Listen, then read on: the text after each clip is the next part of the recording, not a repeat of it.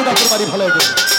এই নাম এটা জারস নাম, খালি তোমার না, এই পৃথিবীর যে নামটা আছে এটা ক্ষণিকের জন্য নাম, এটা একটা অবং নাম।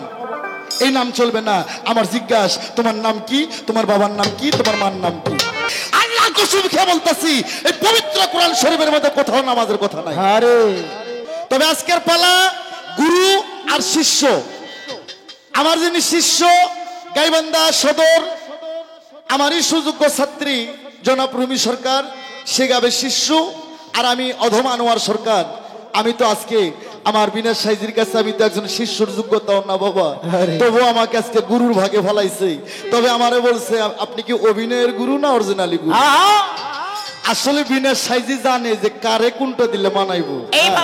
এটা অভিনয়ের ক্ষেত্রে কোনোটাই সাইজি দেয় না, যেটা যাহাকে মানায় ঠিক আমার সাইজি সেইটাই তাকে দিয়ে দিচ্ছি। তাই তুমি বলছো আজকের গান গেতে হবে হাদিস, কোরআন, দলিল, কিতাব আর যুক্তি। আরে এটা বলে নাই বাবা? হ্যাঁ বলছে। আরে কিন্তু শোনো, তুমি সর্বপ্রথম একটা কথা বললা কোরআন নিয়ে, যে আল্লাহর পবিত্র কোরআন 6666 আয়াত, 7 মঞ্জিল 14 সিজদা 3,16,19 হরফ, 130 ফরজ, 6টা রুকু। এইটা তোমার একটা মিথ্যা কথা। আরে কোরআন আগে তো মসজিদ থেকে নিয়ে আসা লাগতো, মাদ্রাসা থেকে নিয়ে আসা লাগতো। এখন মসজিদ মাদ্রাসায় যাওয়া লাগে না। আপনারা গুগলে সার্চ দেন, রুমি সরকার বলছে 6666 আয়াত। এটা পাক্কা মিথ্যা কথা। 6666 আয়াত কোরআনের কোথাও না। কোরআনের কোথাও 6666 আয়াত নাই। কোরআনে আয়াত আছে 6325টি আয়াত, আবার অন্যান্য কোরআনে দেখা যায় 6326টি আয়াত। আচ্ছা গেল, এই যে তুমি বলছো কোরআন শরীফে আছে নামাজ পড়ো, রোজা করো, হজ করো, যাকাত করো, মাতা পিতার খেদমত করো, তাহলে জান্নাত পাওয়া যাইব, কিন্তু গুরু ধরবো ঠেকাটা কিসে? এই শালা, এই কোরআনে নামাজের কথা কোথায় আছে? তোরে কোন মৌলানা শিক্ষা দিছে? আল্লাহ কসম খেয়ে বলতাছি, এই পবিত্র কোরআন শরীফের মধ্যে কোথাও নামাজের কথা নাই। আরে কোরআনে নামাজের কথা নাই, কোরআনে আছে সালাতের কথা। এসতে সালাত এক জিনিস, নামাজ হচ্ছে আর এক জিনিস। কোরআনটা হচ্ছে আরবি ভাষা আর সালাতটা হচ্ছে ফার্সি ভাষা। কোরআনে নামাজের কথা না, এটা মিথ্যা কথা। কোরআনে আছে সালাতের কথা। সালাত এক জিনিস আর নামাজ হচ্ছে এক জিনিস। সালাতের বাংলা স্মরণ এবং সংযোগ, আর নামাজের বাংলা হচ্ছে উপস্মরণকারী। আর একটু যদি বাংলা করি, নামাজের বাংলা হচ্ছে পূজা। আর সালাতের বাংলা, যেমন আমার বিনাশ সাইজি নামটা নিলাম, এটা স্মরণ হলো, বিনাশ সাইজির ছবিটা যখন আমার কলবের মধ্যে ভাসবে তখনই আমার সংযোগ ঘটবে। এরকম সালাতের বাংলা মসজিদ ঘরে যায় যখন আপনি আল্লাহর দরবারে যখন কিবলা দিকে হয়ে কানে হাত দিয়ে যখন বকে তৈমা বান্ধিবেন, তখন আপনাকে দুনিয়াদারি পিছে ফেলাতে হবে। আল্লাহর নৈকট্য লাভ তোমাকে করতে হবে।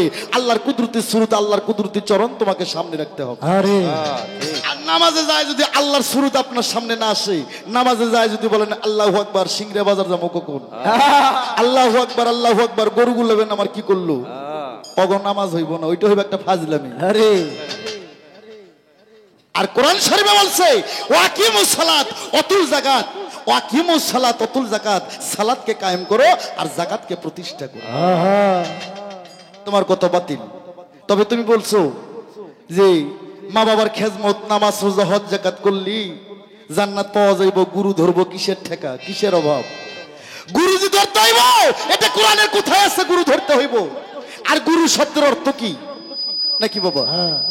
গুরু শব্দের অর্থ কি? গুরু কেন ধরতে হবে, কিসের ঠেকা আমার? আমি তোমাকে কিছু কথা বলবো, গুরু শিষ্য তো পাল্লা হয় না। তোমাকে আমি কিছু উপদেশ দেবো, যদি তুমি পালন করতে পারো তাহলে তোমার ভালো, মানা না মানা সেটা তোমার ব্যর্থতা। আর কোরআনের কোন জায়গায় আছে যে গুরু ধরতেই হবে? কত নাম্বার পৃষ্ঠা, কত নাম্বার আয়াতের মধ্যে আছে? আরে আপনি কোরআন বিশ্লেষণ করে আমারে দেখাইতে হইব। তবে যাই হোক, আমি সর্বপ্রথম আমার দয়াল রে আমি বলতে চাই যে বাজান, এই যে পাট্টা বাইসে বাইসে গুরু নেছেন, আজকে এখানে বোঝা যাইব যে আপনি একজন আসলে অরিজিনাল গুরু, নেমনি ভেটকিওয়ালা গুরু। এইভাবে বোঝা যাইব না? তবে আমি আপনাকে বলতে চাই, পৃথিবীতে তো অনেক গুরুই দেখা যায়, কারো শরীরের মধ্যে কিন্তু নাম লেখা নাই যে এই অরিজিনাল গুরু আছে, নাই। অনেক গুরুই দেখা যায় আর অনেক শিষ্যই দেখা যায়। তবে আপনার কাছে আমার সর্বপ্রথম জিজ্ঞাসা, এই সর্বপ্রথম গুরু কে ছিল? এটার সৃষ্টিটা কোথা থেকে হয়েছে? সর্বপ্রথম গুরু কে ছিল আর তার সর্বপ্রথম শিষ্য কে ছিল? আর সেই গুরুর মুখ থেকে সর্বপ্রথম কোন বাক্য ফলছিল যা এখনকার গুরুরা তা বলে কি না? আরে তার কারণ বাবা, কবি বলেছে সাদা কাপড় পরলেই মনটা সাদা হয় না, চকচক করিলেই সোনা তারে কয় না, এক তারাটা হাতে নিলেই বাউল হওয়া যায় না, আগে মনটা বাউল করে নেয়া। আমার মনের ভিতর যদি কালি থাকে বাজান, আমি যতই উপরে সাদা কাপড় পরি, ওই সাদা কাপড় দিয়ে মনের কালি জীবনও ঢাকবে না। তাই আগে আমার মনটা ফ্রেশ করতে হইব, আমার উপরে যা আছে তাই সমস্যা নাই। সেই দিক থেকে আপনার কাছে এই প্রশ্ন। আর এই গুরু, পবিত্র কোরআন শরীফে আল্লাহ পাক পাক জবানে বলেছে 5 ওয়াক্ত নামাজ, হজ, যাকাত, কালিমা এবং মাতা পিতার খেদমত করলেই আমরা জান্নাতে যাইতে পারি।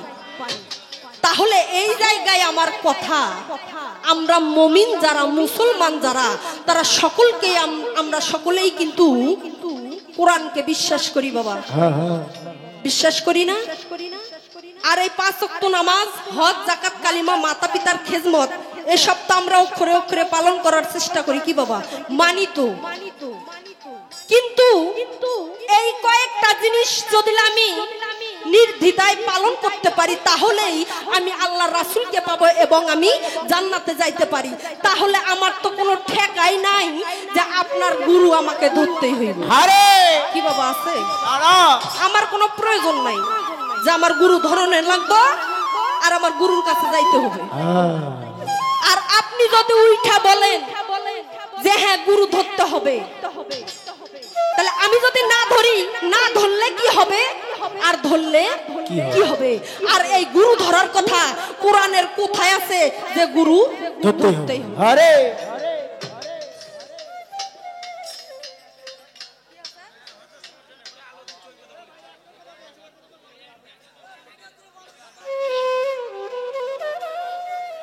তো আশা করি আপনি বুঝছেন কোরআনের কোথায় আছে যে গুরু ধরতেই হবে। আর আমি যদি না ধরি তাহলে কি হবে, আর ধরলে কি হবে, না ধরলে কি হবে? আর কোরআনের কোন জায়গায় আছে গুরু আমাকে ধরতে হবে? বাবা এরকম হলে তো কথা বলা যাবে না।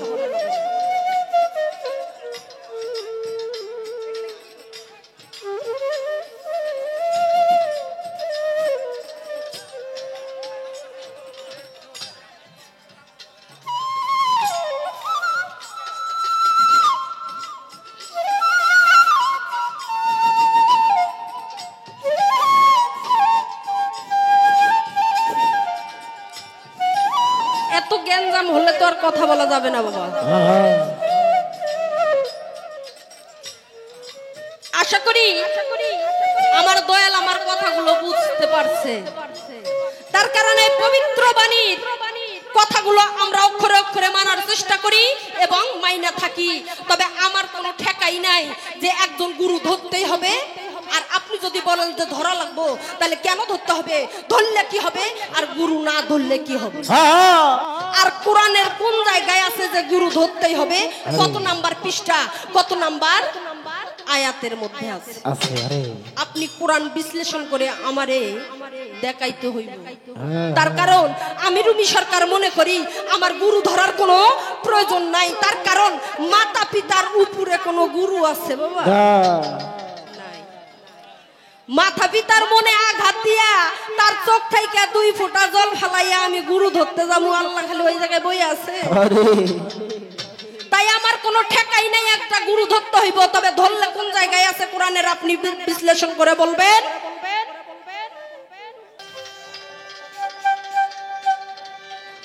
ওরে গানে গানে ডাকি আল্লাহ তোমারে আমি আউলিয়া, ওরে সুরে সুরে ডাকি আল্লাহ তোমারে কবুল করো তোমার দাসরে। সারা বাংলাদেশ এখন চলছে বাবা গান হারাম, বাজনা হারাম, এইটা হারাম, সেইটা হারাম, ঠিক আছে বাবা, আমি হারাম এটা আমি অস্বীকার করব না। তবে কোন গান হারাম? ওই যে এক জাতি গান আছে, যুবক ছেলে পেলে ভালো বুঝবো, ওই যে গান বাজায় এঙ্গুন মেঙ্গুন আই মেরি টেলিফোন, মাইয়া পুরুষ শর্ট কাপড় পইরাই গান করে, যে গান শুনে বেটা গো মাইয়া গো কত মনে হয়, আর যে গান শুনা বেডি গো বেটা গো কত মনে হয়, ওই গানটা শোনা হারাম, ওই গানটা দেখাও হারাম। যারা করায় ওই গান তারাও হারাম, যে জায়গার মাটি ওই জায়গার মাটিও হারাম। না তো যে গানের মধ্যে আল্লাহ রাসূলের কথা হবে, পীর মুর্শিদের কথা হবে, আহলে বায়াত পাক পাঞ্জাতনের কথা হবে, এই গান হারাম করবে এই মৌলবি কেটা? আরে একটা নারীকে যদি বিয়ে না কইরা কিছু করেন সেটা কি হবে বাবা? জিনা হবে। আর যদি কুল কলমা পড়ে সারা রাত সারা দিন কিছু করেন ওইটা ফরজ হইব। তে গানটার বিষয়টা এটাই। গানে গানে ডাকি আল্লাহ তোমারে, আমি সুরে সুরে ডাকি মাওলা তোমারে, কবুল করো তোমার দাসেরে, কবুল করো তোমার দাসেরে। গানে গানে ডাকি মাওলা তোমারে, আমি সুরে সুরে ডাকি মাওলা তোমারে, কবুল করো তোমার দাসেরে, আল্লাহ কবুল করো তোমার দাসেরে। ওরে আদম রে করছিলা দয়া, হইছিল গুনাহগার,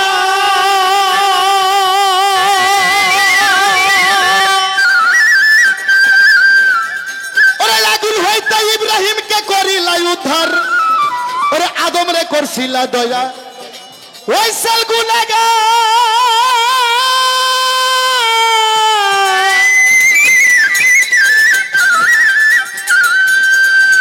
ওরে আগুন হইতা ইব্রাহিমকে করিলাই উদ্ধার, বেহেশতের বাগান করলাই আগুনে রে, বেহেশতের বাগান করলাই আগুন রে মাওলা, বেহেশতের বাগান করলাই আগুনে রে, কবুল করো তোমার দাসে রে, সুরে সুরে ডাকি দয়াল তোমারে, গানে গানে ডাকি মাওলা তোমারে, গানে গানে ডাকি আল্লাহ তোমারে, কবুল করো তোমার দাসে রে, সুরে সুরে ডাকি মাওলা তোমারে, আমি গানে গানে ডাকি আল্লাহ তোমারে, কবুল করো তোমার দাসে রে মাওলা, কবুল করো তোমার বান্দারে। আল্লাহ বলছিল ছোট বাজা, এই ইব্রাহিম তুমি পৃথিবীতে সব সময় শান্তিতে কোন সময় ছিলা? এর একটু রিভাব কমান, একটু রিভাব কমান, একটু কমান রিভাব। ইব্রাহিম কয় মাবুদ গো, এই পৃথিবীতে আমি সবচেয়ে বেশি শান্তিতে ছিলাম যে 40 দিন নমরুদ আমাকে আগুনের কুণ্ডুমের মধ্যে পড়ছে, এই 40 দিন আমি বেশি শান্তিতে ছিলাম। তুমি আদমরে করছিলা ক্ষমা, হইছিল গুনাহগার,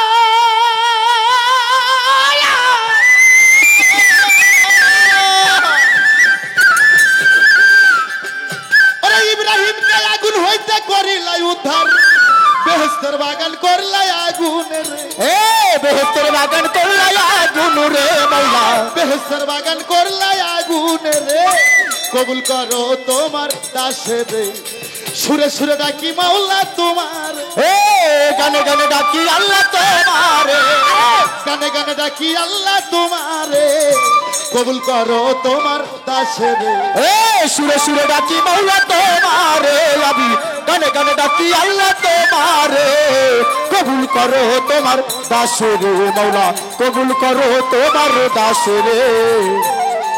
তুমি ইনসরে করছিলা ক্ষমা, হইছিল গুনাহগার,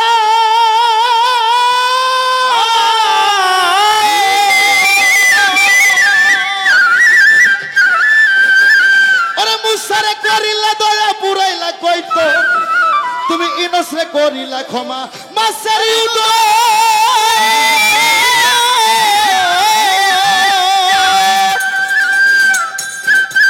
আরে মুসারে করিলা ক্ষমা পুরাইলা কইতোর, কিরা হতে আয়বের বাসাইলা রে, কিরা হতে আয়বের বাসাইলা রে মাওলা, কিরা হতে আয়বের বাসাইলা রে, কবুল করো তোমার দাসে রে, সুরে সুরে ডাকি আল্লাহ তোমারে, গানে গানে ডাকি আল্লাহ তোমারে, আমি সুরে সুরে ডাকি মাওলা তোমারে, কবুল করো তোমার বান্দারে মাওলা, কবুল করো তোমার দাসে রে।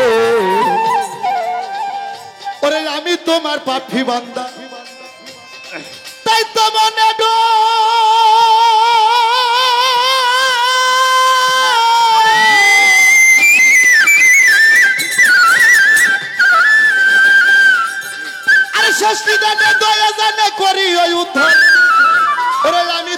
পাপি বান্দা তাই তো বনে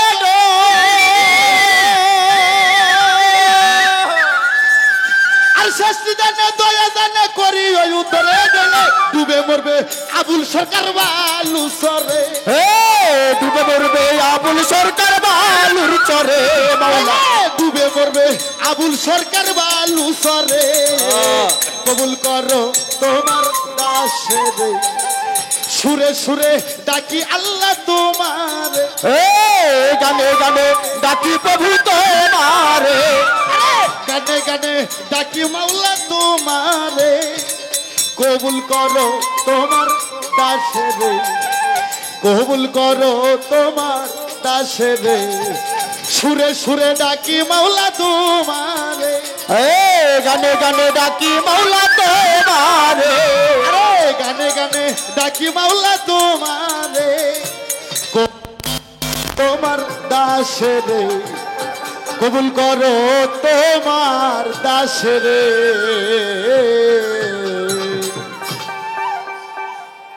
যাক বাবা আমি ছোট্ট করে বন্দনা করলাম বিয়ের বউ যদি মইরে যায় নিকের বউ দিয়ে ঘর করতে হয় বাবা যত বড় শিল্পী হোক আমার গুরু রশি সরকার আইলো কাজ হবে না যদি সাউন্ড সিস্টেম ভালো না থাকে আপনারা ক্ষমা করে নেবেন আর বলা যাবে না জামির বেশি টিপলে তিতে লাগে বাবা আমার দেশে জামির বলে আপনাদের দেশে কি বলে লেবু বলে হ্যাঁ লেবু বেশি টিপলে তিতে লাগবে তবে আমার কাছে কয় দয়াল গো পৃথিবীতে প্রথম গুরু কে ছিল গুরু শব্দের অর্থ কি আর গুরুজি ধরতে হবে হবে কিসের থেকে আমার কিসের প্রয়োজন গুরুর কাছে কি বা আছে আর গুরুজি ধরতে হবে এটা কোরআনের কোথায় আছে সুন্দর তো বাবা তুমি এখন পঙ্খানে পঙ্খানে কোরআন শোনো এটা বোবা কলেন ক্যারেক্টার চিকন করে বাড়িয়ে দেন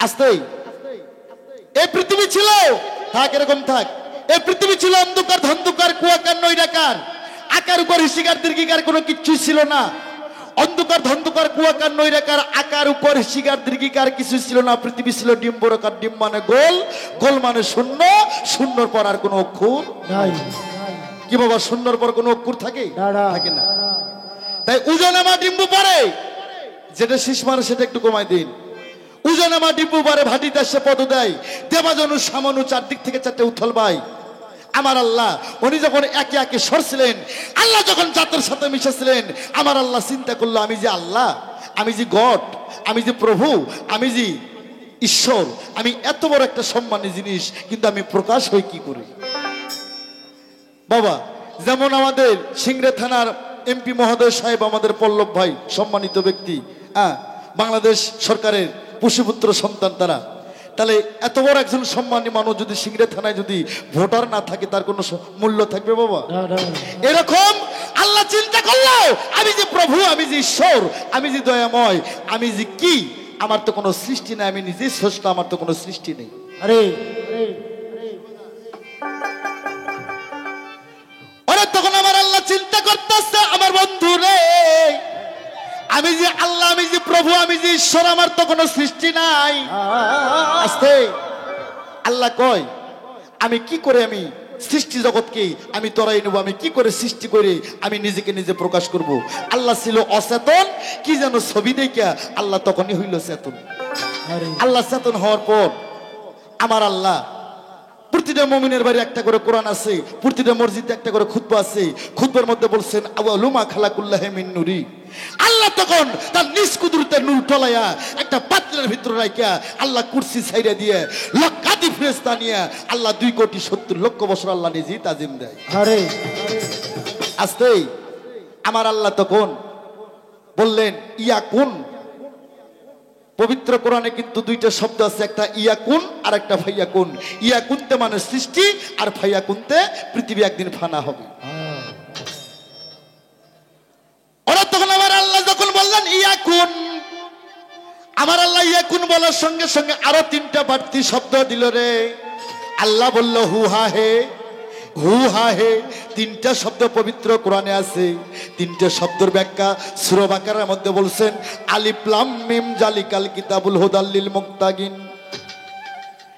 আর তিনটা শব্দ দেওয়ার সঙ্গে সঙ্গে ডিমটা বাজতে হয়ে যায় আর নিষ্কার খুসলাতে জমিন পয়দা হলো উপরকার খুসলাতে আসমান পয়দা এই ডিমের মধ্যে থেকে আমার আল্লাহ 10টা সিজ বাই করলো। 10টা সিজর থেকে আরশ কুরসি নহ মাহফুজ নহ কলমে কিন্তু দরপ্তের গাছ ইসরাফিল সিংহাসন শরম নামের আয়না 7টা বেহেশত 7টা দোজখ আমার আল্লাহ পয়দা করলো। কি করলো? ডিমটা বাস্তি করার পর নিষ্কার খুসলাতে জমিন পয়দা করলেন, উপরকার খুসলাতে আসমান পয়দা করলেন। ডিমের মধ্যে থেকে 10টা সিজ বাই করলেন। 10টা সিজর থেকে আরশ কুরসি নহ মাহফুজ নহ কলম এ কিন্তু দরপ্তের গাছ ইসরাফিল সিংহাসন শরম নামের আয়না 7টা বেহেশত 7টা দোজখ। এই যে এখন বড় বড় বক্তারা কয় 8টা বেহেশত 7টা দোজখ, এরা 8টা বেহেশত পাইলো কোথায়? হ্যাঁ, আল্লাহ পৃথিবী শুরুতে জোড়া জোড়া বানাইছে। আল্লাহ পৃথিবী শুরুতে জোড়া জোড়া বানাইছে। আসমান জমিন আগুন পানি নারী পুরুষ নদ নদী সাগর পাহাড় ভালো মন্দ দোজখ বেহেশত 7টা দোজখ বানাইছিল, 7টা বেহেশত বানাইছিল। একটা বেহেশত আল্লাহ বানায় নাই, একটা পাবলিক বানাইছিল। আল্লাহর ধাক্কাতে ফাইলা দিয়া বেহেশতটা কাইরা নিল। সেদিন থেকে আল্লাহ পাকের বেহেশত হইল 8টা আর দোজখ হইল 7টা। সে কথা গেল। আবার আল্লাহ বললেন একটা কলম হয়ে যাও। আরে কলমটার নাম ছিল আলিফ। ছোট ওরে কলমটার নাম ছিল আলিফ, কিন্তু আলিফের কিন্তু মাথা ফাটা আছে ভাই। কি বাবা, আলিফের মাথা ফাটা নাই গো? কলমেরও কিন্তু মাথা ফাটা আছে। জান্নাতের ফল খেজুর, খেজুরেরও ফাটা আছে, আটি ফাটা আছে। জান্নাতের নিয়ামতের খাদ্য, নিয়ামতের খানা গম, গমেরও কিন্তু মাঝখানে ফাটা আছে। কলমেরও ফাটা, আলিফেরও মাথা ফাটা। খালি কলম আলিফ আর গমের ফাটা না, জগৎটাই ফাটা। আমার আল্লাহ বললো এ কলম তুমি লিখতে থাকো রে। আরে কলম 40,000 বছর লিখতেছে লা ইলাহা ইল্লাল্লাহ, লা ইলাহা ইল্লাল্লাহ। আমার ভাইরা খেয়াল করে শুনতে হবে। ওয়াজের সুরে কথা বললে খারাপ লাগবে নাকি বাবা? হ্যাঁ, আমি খালি পালাগানি করে না, ওয়াজও করতে পারি বাবা। হ্যাঁ, মাইন্ড করবেন না। যদি বলেন যে ঢোল বাঁশি বাদ খালি কোরআন তাফসীর করেন সারা রাত, সেটাই করবো আমি। আস্তেই আল্লাহ কয় কলম তুমি লিখতে থাকো রে। কলম 40,000 বছর লিখতেছে লা ইলাহা ইল্লাল্লাহ, লা ইলাহা ইল্লাল্লাহ। মাবুদ তুমি ব্যতীত আর নাই কোনো মাবুদ আল্লাহ। আল্লাহ মনে মনে কয় দেখি তো কলম আমার ভাব প্রকাশ করতে পারে কিনা। কিন্তু 40,000 বছর ধইরা কলম খালি লা ইলাহা ইল্লাল্লাহ লিখে খাতা ভরিয়া লাইছে। আল্লাহ কয় কলম তুমি কি লেখো? খালি লা ইলাহা ইল্লাল্লাহ দিয়ে খাতা ভরাইছো, এর সাথে আর কিছু হবে না? কলম মনে মনে কয় মাবুদ গো আপনি সৃষ্টিকর্তা ছাড়া আর আমি কলম ছাড়া তো কেউ নাই। হয়তো লা ইলাহা ইল্লাল্লাহ আপনার নামের পাশে আমার নামটা হবে আমি কলমুল্লাহ। এই কথা কইতে আল্লাহ ধমক দিল কলম। আল্লাহর ধমক খেয়ে কলম থরথর থরথর থরথর করে কাঁপতে কাঁপতে, কলমের কাঁপা থেকে আরশ কুরসি কাঁপে, নহ মাহফুজ কাঁপে, এ কিন্তু দরপ্তের গাছ কাঁপে, 7 তালা আসমান জমিন থরথর করে কাঁপে। কলম থরথর করে কাঁপতে কাঁপতে কলম 40,000 বছর পর লিখতেছে লা ইলাহা ইল্লাল্লাহ মুহাম্মাদুর ইয়া রাসূলুল্লাহ। মুসলমান বলি সাল্লাল্লাহু আলাইহি সাল্লাম। যখন কলম লিখলেন লা ইলাহা ইল্লাল্লাহ মুহাম্মাদুর ইয়া রাসূলুল্লাহ, আমার আল্লাহ সঙ্গে সঙ্গে সালাম দিলেন আসসালাতু ওয়াসসালামু আলাইকা ইয়া রাসূলুল্লাহ, আসসালাতু ওয়াসসালামু আলাইকা ইয়া হাবিবাল্লাহ। এ বাদাম কম সিদেন তো ফাজলামি। এই আরে এটা খাওয়ার টাইম, গানের কি হইতেছে সেদিকে তো তোকে তাল্লাই।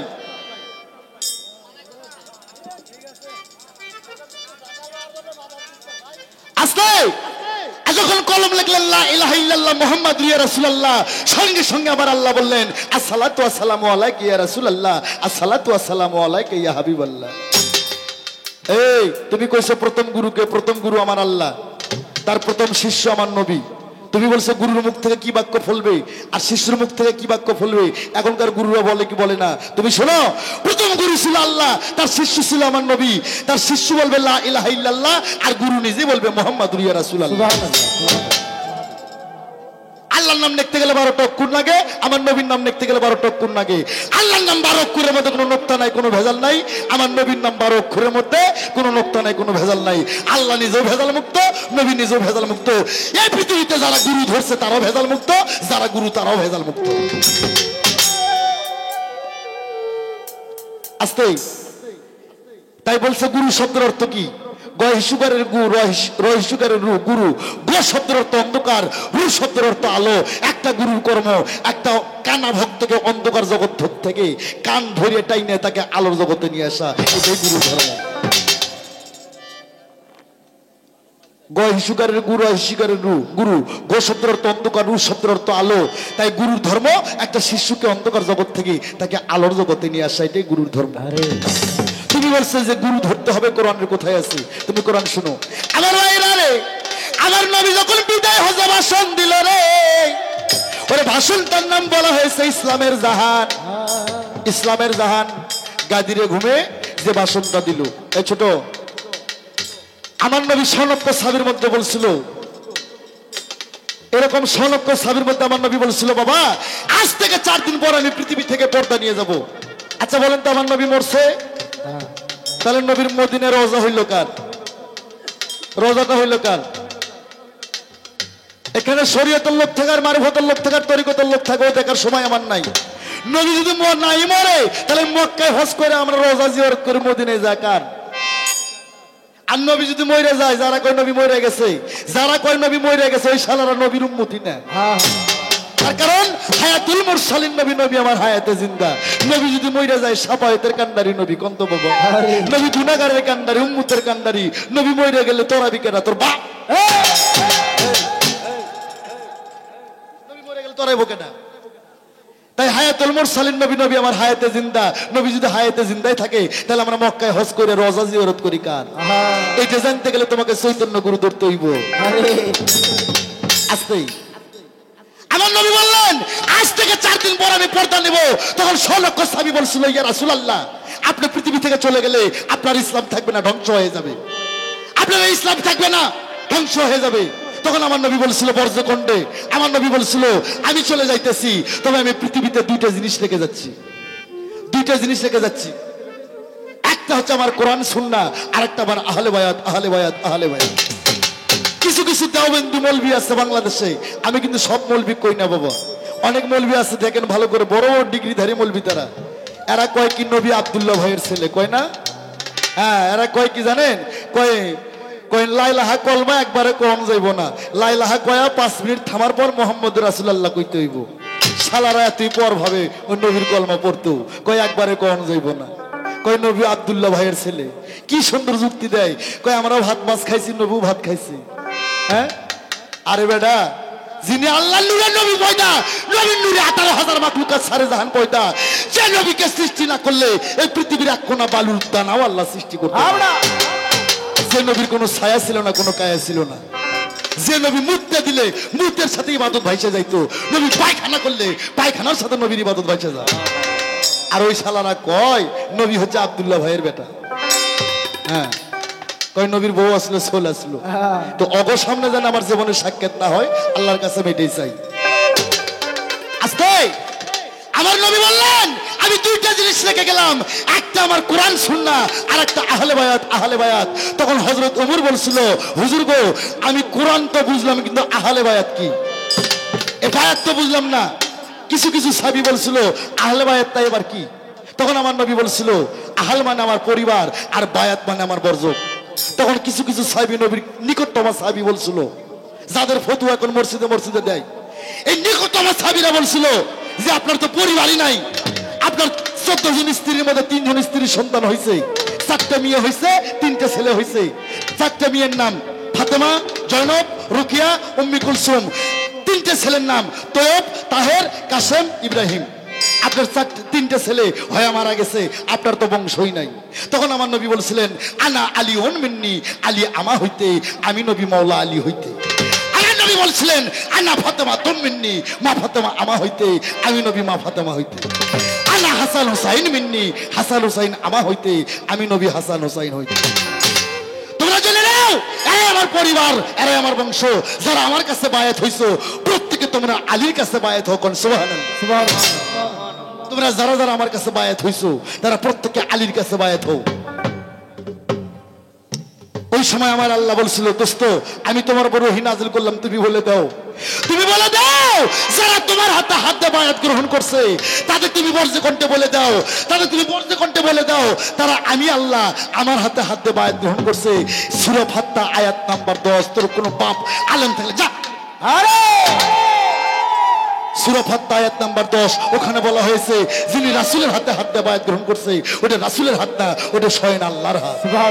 এই জন্য লালন সাইজি তার গানের মধ্যে বলছে, যিনি মুর্শিদ তিনি, যিনি রাসূল, যিনি মুর্শিদ তিনি রাসূল, সে খোদাও সে হয়। এই কথা লালনে কয় না, এই কথা কোরআনে কয়। আমি আনোয়ার সরকার বলতে চাই মুরিদ কেন হতে হবে? আমি বলতে চাই যারা মুরিদ না হয়েছে এরা এখনো মুসলমানই হয় নাই। ওই ধনের মাথা কাটাইলে মুসলমান হয় না, গরুর গোস্ত খাইলে মুসলমান হয় না, লাইলাহা কলমা বললে মুসলমান হয় না। লাইলাহা কলমা ৭১-এর যুদ্ধ তো অনেক হিন্দুরা পড়ছে, এই ঢোলবাসী আর বাপেরাও পড়ছে যুদ্ধের ক্ষেত্রে। হ্যাঁ, খানেরা যখন বন্দুক আলোক করছে, কয়ে তুই হিন্দু না মুসলমান রে, তখন ভয়তে করছে হু লা ইলাহা ইল্লাল্লাহ মুহাম্মাদুর রাসূলুল্লাহ। যুদ্ধ শেষ, বাড়িতে এসে মূর্তি পূজা শুরু করছে। তাই আমি আনোয়ার সরকার বলতে চাই, কলমা পড়লেই মুসলমান হয় না, ধনের মাথা কাটালেই মুসলমান হয় না, গরুর মাংস খাইলেই মুসলমান হয় না।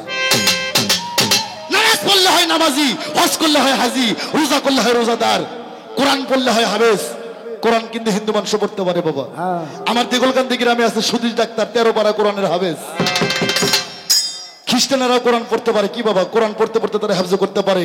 কোরআন পড়লে হয় হাফেজ, দান করলে হয় ইমানদার, নামাজ পড়লে নামাজি, হজ করলে হাজি। কিন্তু আল্লাহ বারবার কোরআনে বলছে পরিপূর্ণ মুসলমান না হওয়া পর্যন্ত তোমরা কেউ কবরে আসো না। তাহলে পরিপূর্ণ মুসলমান হতে গেলে তোমাকে আত্মসমর্পণ করতে হবে একজন গুরুর কাছে যায়। দিল না ভাই, এটা তো খালি আমার পিসারে জোরে হইতেছে।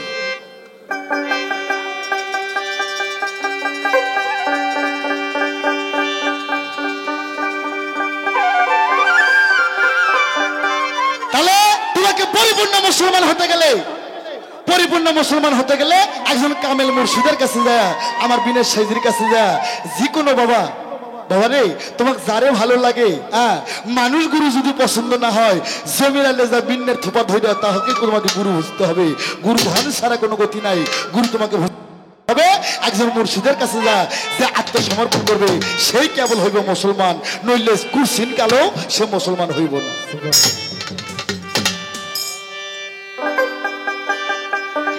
তোমার কথা গেল, আর কোনো কথা বলছেন কি বাবা? হ্যাঁ, বলে নাই। তাহলে বাবা শিষ্য তুমি চাইবা, তুমি একটা চাইবা, আমি কথা দিলাম আমি তোমার 50টা দেবো। তুমি শিষ্য, তুমি এমন জায়গায় আমার খোসা লাগাইবা, আমি এমনি তোমার মাল দিয়ে দেবো। তুমি না চাইলে আমি মাল দেবো কই থেকে বাবা? তুমি চাওয়ার মতন তোমাকে চাইতে হইব।